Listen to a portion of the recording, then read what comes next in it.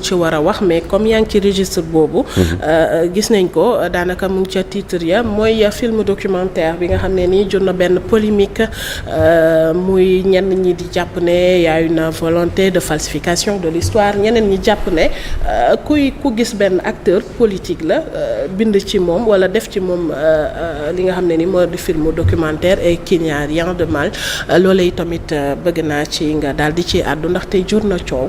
waaw gis nga soxna maam Khady maa ngi la koy wax semaine passée ma ne yenn patriotes yi dafa mel ni ñu xaw a am benn traumatisme normal ou anormal mais li ñu jot a dund depuis 2021 ba 2024 avec une série de persécutions une série d'agressions et une série de trahisons dem na ba bu ñu gisee nit ci yenn actes yi rek ils peuvent vite interpréter dans le mauvais sens maanaam dañuy olof danaan ku lu ñuul rey sa maam foo gis lu ñuul daw mais lu ñuul loolu mën na nekk de l'or noir ça peut être des milliards mais da ngay gis lu ñuul rek daw parce que dobine bi moo la traumatisé en fait Pastef est un peu similaire li nga xamante ne dund nañ ko dañoo dem ba fépp fu ñu seen lu ñuul rek dañuy foog ne dobine la alors que lu ñuul loolu noonu ça peut être de l'or noir le pétrole ça peut être des milliards ça peut être des bonnes choses ça peut être loo xamante ne du ndóbin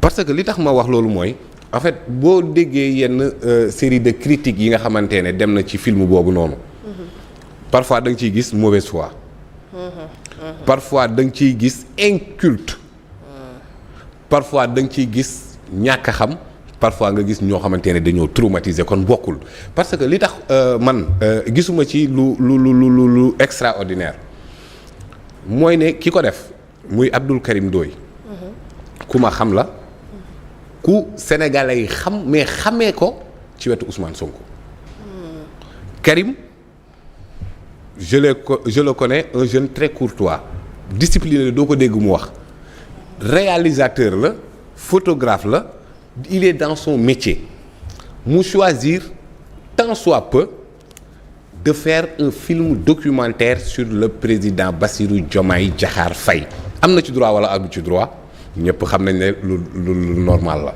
sur président Bassirou Diomaye Diakhar Faye dafa mel ni y a beaucoup de martyrs hein? Ouais. Mais Moussow, je le salue au passage, un réalisateur, il a choisi de faire un film sur Papito Kara. Oui. Est-ce qu'il a falsifié l'histoire?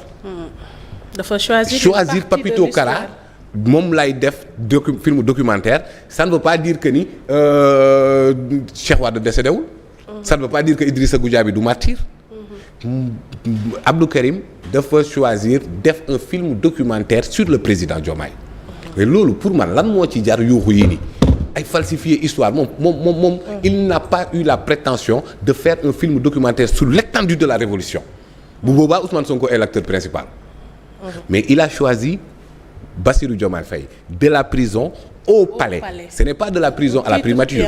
Ce n'est pas de la prison du bracelet électronique à l'Assemblée nationale. Boobu ce serait El Malick. Mais de la prison au palais actuellement c'est le président Bassirou Diomaye Faye qui est le locataire du palais man lii gisuma ci problème. Donc finalement kon livre bi wala film bi ki ko def fautam mooy contexte bi mu ko génnee kon si. te génnul ci contexte boobu sax parce que bi mu koy préparé ak léegi. ëpp na 16 mois. kon donc moom bi mu amee cette initiative de faire un film documentaire sur le président Diomaye boobu fekk na lii yëpp amul peut-être que moment bi mu kiiwee foofu la amee problème mais je te dis une chose Ousmane Sonko bi muy parce que man Karim maa ngi ko gëj a gis à la préparation du meeting du 8 kon meeting bi Ousmane Sonko woote woon Terra meeting bi Abdou Karim était là-bas vidéo bi Ousmane Sonko def pour annoncer Terra meeting bi Abdou Karim moom moo ko def veille meeting bi Ousmane Sonko di woote gars yi dal ak yooyu ba muy fubal noonu vidéo boobu Karim moo ko def kon donc moment bi nga xamante ne mi ngi liggéey en toute complicité avec loyauté ak Ousmane Sonko boobu fekk na film bi bare na. ok donc te film bi y a benn erreur boo xamante ne ça mérite d'être souligné. Présentation bi lañ doon wane. Seneweb que je salue au passage. ñëw au lieu ñu jël présentation bi ñu jël seen caméra zoom ko ci écran bi alors que moom lii cinéma moo ko tax a jóg du ay site moo ko tax a jóg du télé moo ko tax a jóg looloo tax après loolu moom mu woote waat ne ñu supprimer ko parce que en fait il ne devrait pas zoomer sur le film en question mais bi mu paree les Djibi Gueye Ndiaye ñi fa nekkoon mais ñu ngi ko doon féliciter di ko war ne lii nii sax mën na jur loo xamante ne dina gën a defaraat les liens entre Diomaye Sonko. D'accord. Mais je ne comprends pas ñenn ñi bëgg a wëy Karim falsifie l'histoire nangam ba finalement. ñi ko seetaan nee nañ wane nañ ci Ousmane Sonko. non vidéo donc finalement. kon est-ce que du la ngay wax. ma ne traumatisme li ma wax nii ci Karim. par rapport ak courtoisie correcte loyauté fidélité ci kii yom. Ousmane Sonko ne me démentira pas sur ça. D'accord. Ousmane Sonko himself. buñ ko waxloo ci lii wala ñu laaj ko ci lii ma wax nii du ko génn. parce que xam na kan mooy Abdou Karim Ndoye donc kon gars yi aussi nañu bañ a voilà voilà avoir une frilosité surtout de dire que oui falsifier na l'histoire trahir na nangam c'est-à-dire les gars il faut qu'on se calme à un certain moment quoi il faut que ñu calmer wu il faut que ñu positiver il faut que ñu optimiste surtout ñi nga xamante ne tey jii nii mais moment bi muy metti il pouvait choisir la facilité parce que d'autres Sénégalais l'ont fait. Sonko sax wax na lu ni mel maanaam ñi tax ngay wax sax ñoom ci seen bopp wane nañu. mais nee naa la tout ça donc ñi dénigré Karim yëpp. bu ñu interroger Ousmane Sonko dans cette affaire wala ñu interroger Ousmane Sonko ci Karim Ndoye ñu ci bëri dinañu rus. ok d'accord. parce que xam naa ni en fait il n'a pas cette perception. ok ci li te comme il est témoin bi Diomaye di génn prison. mu jël ci ay images.